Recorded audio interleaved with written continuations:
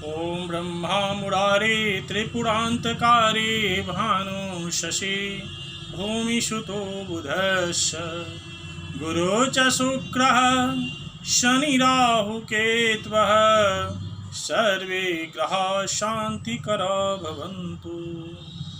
ओम नवग्रह मंडल देवताभ्यो नमः। नमस्कार सज्जनों, मैं आज कुछ ग्रह मंडल और ग्रहण के विषय में आप लोगों के सामने दो शब्द रखना चाहता हूँ। आप लोग सभी जानते हैं 21 जून का जो ग्रहण आ रहा है, इस विषय में आप लोग को बता रहा हूँ। ग्रह सुन के ही आदमी थोड़ा घबरा जाता है। ग्रह नक्षत्र ये सब सुन के आदमी को मन में एक तो भय सा उत्पन्न हो जाता है। हाँ, तो ये किंतु ग्रह ही मेरा जीवन है। ये जो 9 ग्रह मंडल है, इसका कई सारा उपग्रह है, उपग्रहों का उपग्रह है खास करके, और ये सब समूह मिलके ही ये प्रकृति है, जिसको हम लोग ईश्वर बोल सकते हैं। तो नवग्रह मंडल का ही जो समूह है वो ईश्वरीय शक्ति है खास करके। इसी से अग्नि वायु जल सब प्रवाह होता है, तो इससे कोई डरने वाली बात नहीं है। इसका हम लोग नवग्रह स्तोत्र का पाठ अगर हम लोग डेली करते हैं तो हमारे जीवन के लिए बहुत ही अच्छा है, बढ़िया है। अब मैं ग्रहण के विषय में आप लोग को बोलना चाहता हूँ।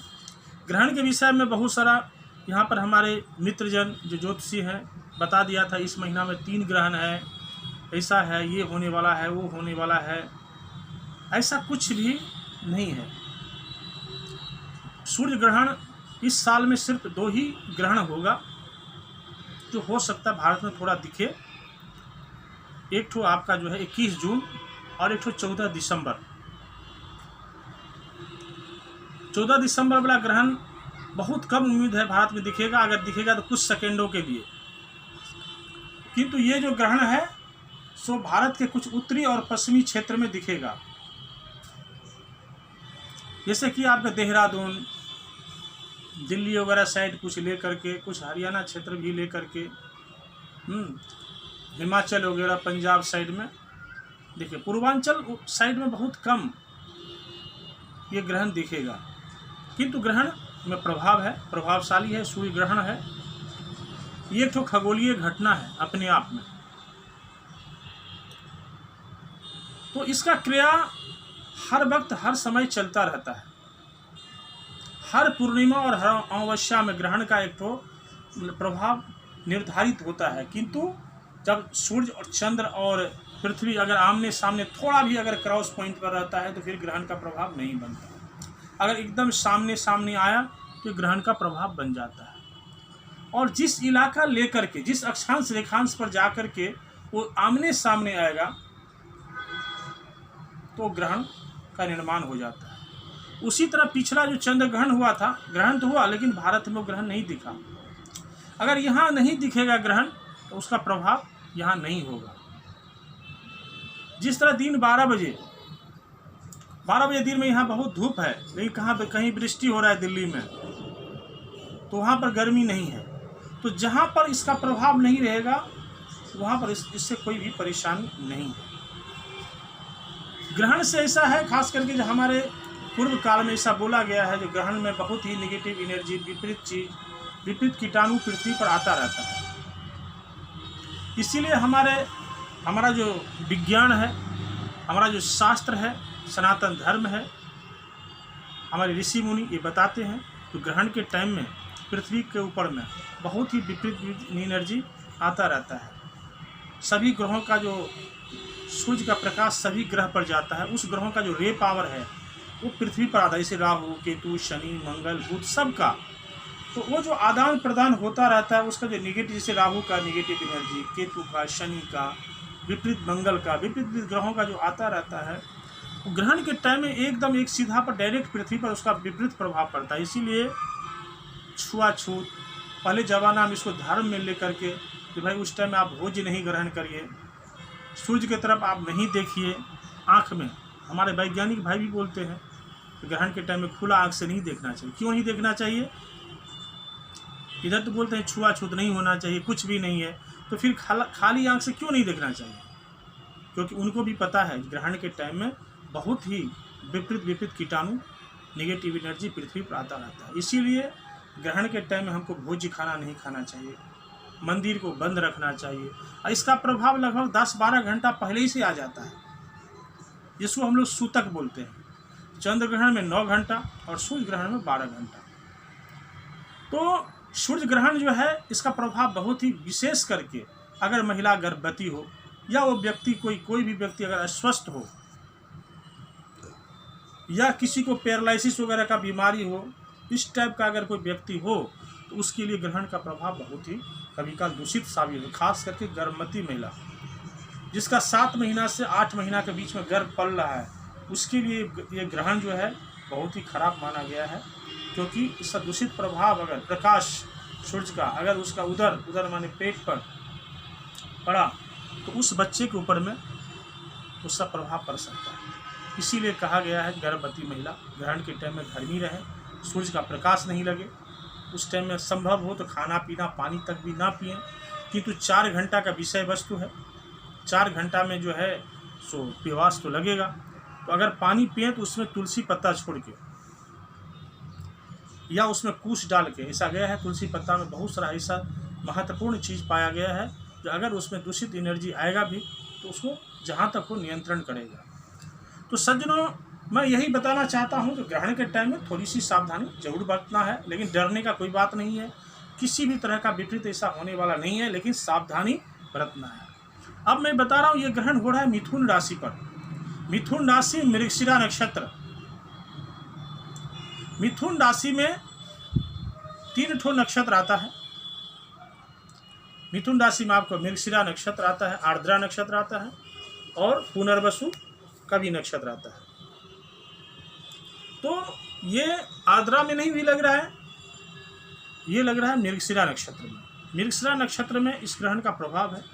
तो मोटा मोटी मृगशिरा नक्षत्र 2 राशि में आ रहा है, वृष राशि में भी और मिथुन राशि में। तो इस ग्रहण का प्रभाव मिथुन राशि और वृष राशि वाले के ऊपर थोड़ा सा ज़्यादा प्रभावी है। उनको थोड़ा सा सावधानी बरतना होगा, स्वास्थ्य पर ध्यान रखना पड़ेगा। ग्रहण के टाइम में अगर वो भोज्य ग्रहण नहीं करते हैं, अगर जल नहीं पीते हैं, तब फिर कोई दिक्कत नहीं है। हमारे शरीर में जब भी कोई बीमारी प्रवेश करता है उसका कारण ग्रहण का बहुत बड़ा रोल है, अपने को पता ही नहीं चलता है। अब ग्रहण के बाद अपने जाते हैं मिठाई की दुकान से मिठाई खाते हैं, वो ग्रहण के ही टाइम में बना है, उसमें जो कीटाणु गया, नेगेटिव एनर्जी अपने को पता नहीं, अदृश्य शक्ति है। आज ये कोरोना वायरस समझ लीजिए, इतना खतरनाक चीज़ है, पता ही नहीं चलता है। एक अदृश्य शक्ति हम लोग को इतना परेशान किया है। तो हम लोग थोड़ी सी सावधानी बरतें। अदृश्य शक्ति में भी पावर है और वो हमको परेशान कर सकता है। कुछ नेगेटिव एनर्जी कीटाणु वो हमको नहीं दिखता। तो उसी तरह इसका जो प्रभाव है सो वृष राशि और मिथुन राशि के ऊपर में और कर्कट राशि के ऊपर होती है, क्योंकि आसपास का राशि है ये 3। सबसे ज़्यादा मिथुन राशि पर, क्योंकि ग्रहणी हो रहा है डायरेक्ट उसके ऊपर में, और उससे एक साइड है वृष और एक साइड है कर्क। तो तीनों राशि पर में इसका प्रभाव विशेष पड़ रहा है। मेष राशि के लिए अच्छा है, मेष राशि के लिए श्रेष्ठ माने, जिसका स्वामी मंगल है, तो सूर्य और मंगल मित्र ग्रह माना गया है। इसीलिए जो मेष राशि वाले के लिए श्रेष्ठ रहेगा, बढ़िया रहेगा। इस ग्रहण में अगर जप किया जाए, वो लक्ष्मी जी का जप करें, उनके लिए बेहतर होगा ग्रहण के टाइम में। किंतु वृष राशि वाले सावधानी रहें, कोई नया योजना ना बनाए, नया काम ना करें, नहीं तो क्षति हो सकती है। किसी का रुपया पैसा का आदान प्रदान ना करें। मेष, वृष और कर्क तीनों ही, तो ये सब थोड़ा ध्यान रखना पड़ेगा। खास करके अगर किसी से विपरीत वार्तालाप हो तो अगर वहाँ पीछे हटना पड़े तो हट जाए, झगड़ा ना करें। किसी भी तरह का अशांति का माहौल बेवजह का निर्माण हो सकता है, इसीलिए थोड़ा सा ध्यान करना। किंतु सिंह राशि वाले के लिए श्रेष्ठ है, क्योंकि सिंह राशि का स्वामी ही सूर्य है। तो सिंह राशि पर में इस ग्रहण का प्रभाव बहुत ही अच्छा पड़ेगा, उसको लाभ होगा, लक्ष्मी की प्राप्ति होगी। सूर्य भगवान का ध्यान करें, महारुद्र शिव का पूजन मंत्र का जाप करें वहाँ पर में, महामृत्युंजय का। तो आपको सिंह राशि वाली के लिए, कन्या राशि वाली के लिए भी श्रेष्ठ है, जिसका स्वामी बुध है खास करके। हाँ, किंतु तुला राशि के लिए कमज़ोर है थोड़ा सा। तुला राशि के लिए ये ग्रहण कमज़ोर रहेगा, जिसका स्वामी शुक्र पड़ता है यहाँ पर में। तो क्योंकि वृष राशि पर भी इसका प्रभाव है, तो वृष राशि का भी स्वामी शुक्र है और तुला राशि का भी स्वामी शुक्र है। इसलिए उसके अधिपति पर जब प्रभाव पड़ता है, अगर परिवार का जो मेन एक्टर है अगर उसके ऊपर में किसी भी विपत्ति आता है, प्रॉब्लम होता है, तो उसका पूरा घर का समस्या परेशानी में आ जाता है, टेंशन में आता है। इसीलिए तुला राशि के लिए भी माननाश यानी टेंशन, परेशानी, उनका सम्मान में कमी आ सकती है। ये वृश्चिक राशि वाली के लिए जो है, वृश्चिक राशि के लिए तो थोड़ा सा ज़्यादा कष्ट है, जिसका स्वामी है मंगल। वृश्चिक राशि वाले को थोड़ा सा ध्यान रखना पड़ेगा खास करके। और धनु राशि के लिए भी खराब है, क्योंकि धनु राशि में अभी मोटा मोटी केतु है और ये मिथुन राशि फोड़ रहा है, तो ये ग्रहण का सीधा सीधी धनु राशि पर दृष्टि पड़ेगा मिथुन राशि से, तो ठीक 7 नंबर घर में है धनु राशि। तो धनु राशि का स्वामी गुरु बृहस्पति है, तो बृहस्पति के ऊपर में इसका पूरा प्रभाव पड़ रहा है खास करके। इसलिए धनु राशि वाले को भी पूरी सावधानी बरतना पड़ेगा। सबसे पहला स्वास्थ्य पर, खान पान पर खास करके, और ग्रहण के पश्चात ये सब राशि वाले निश्चित स्नान करें, स्नान निश्चित रूप से करें खास करके। और कुछ तिल का लड्डू वगैरह हो, इस टाइप का कुछ भक्षण करें और कुछ दान पुण्य भी करें। गरीबों को कुछ दान करना भी ग्रहण के पश्चात इसको श्रेष्ठ माना गया है। ये एक तो धार्मिक प्रवृत्ति हुआ। किंतु मकर राशि वाले के लिए फिर ठीक है, अच्छा है, मकर राशि के लिए श्रेष्ठ है। हाँ, और कुंभ राशि का भी इसका मोटा मोटी थोड़ा सा चिंता बता रहा है खास करके। और मीन राशि के लिए बड़ा खतरनाक है ये, उनका अगर स्वास्थ्य पर थोड़ा भी गड़बड़ी है तो मीन राशि वाला वो 4 घंटा के टाइम में एकदम घर से ना निकलें, उनका स्वास्थ्य पर इसका बुरा असर पड़ सकता है। क्योंकि धनु राशि का स्वामी गुरु है, मीन राशि का स्वामी गुरु है। तो आपको मैं बता रहा हूँ, अगर राशि का अधिपति, अगर आपके परिवार के घर में श्रेष्ठ व्यक्ति अगर कोई टेंशन में है तो पूरा परिवार टेंशन में आता है। तो इसीलिए धनु का भी स्वामी गुरु है और मीन का भी स्वामी गुरु है। इसीलिए सज्जनों, मीन राशि, धनु राशि, कर्क राशि, वृष राशि, ये सभी राशि वाले को थोड़ा ध्यान रखना पड़ेगा। और ग्रहण का जो है खास करके इसका प्रभाव लगभग 15 दिन तक विशेष रहता है। लेकिन एक सूचना ये भी है खास करके, ये जो ग्रहण है दिसंबर महीना में सूर्य ग्रहण हुआ था धनु राशि पर में, उस टाइम से इस वायरस वगैरह का बहुत ज़्यादा प्रभाव हुआ था। लेकिन हो सकता है कि इस वायरस का जो प्रभाव है सो ये धनु राशि जब मिथुन राशि में आया है तो ग्रहण का 1 महीना के बाद से इसका प्रभाव कुछ न कुछ कमती होना चाहिए, ऐसा बताया जा रहा है। बाद बाकी होगा तो जो ईश्वर करेंगे वही। तो यही मैं बता रहा हूँ, ये ग्रहण का प्रभाव है, इससे विशेष डरना किसी को नहीं है, थोड़ी सावधानी बरतना होगा। और इस ग्रहण का टाइम आपको बता रहा हूँ, सुबह 10:31 पर ग्रहण ये लगेगा, ये भारत में दिखेगा। ये ग्रहण विदेशों से ही आरंभ हो रहा है, अब विदेश में जाके ही ग्रहण खत्म होगा। तो भारत का टाइम जो है ये स्पर्श होगा 10:31 में, 12:18 पर ये ग्रहण बीच में रहेगा, एकदम मध्यांतर जिसको बोलते हैं। और 2:04 पर ये ग्रहण हमको नहीं दिखेगा भारत में, मतलब पूर्ण हो गया, मोक्ष हो गया यहाँ से। तो 2:04 तक हम लोग कोई पूजा पाठ घर में जप कर सकते हैं, पाठ कर सकते हैं, भगवान से स्पर्श नहीं हो सकते हैं, खाना नहीं खा सकते हैं। खास करके मोटा मोटी 10 बजे से ही मान के चलिए 2:04 तक, 2:04 के बाद स्नान करें, जो भी हो अपना स्नान करके और भगवान को भी स्नान वगैरह करा करके, और उसके बाद जो भी भोज कुछ बना करके भगवान को भी भोग लगाएं और सभी ग्रहण करें। और मैं भगवान से मंगल कामना करता हूं, भगवान सूर्य नारायण से, इस सबके जीवन में नया प्रकाश आए, नया जीवन उज्ज्वलता आए, और जितना भी दुखद कष्ट है वो जल के राख हो जाए उनके प्रकाश में, और हमारे जीवन का नया प्रकाश और नया मार्गदर्शन मिले।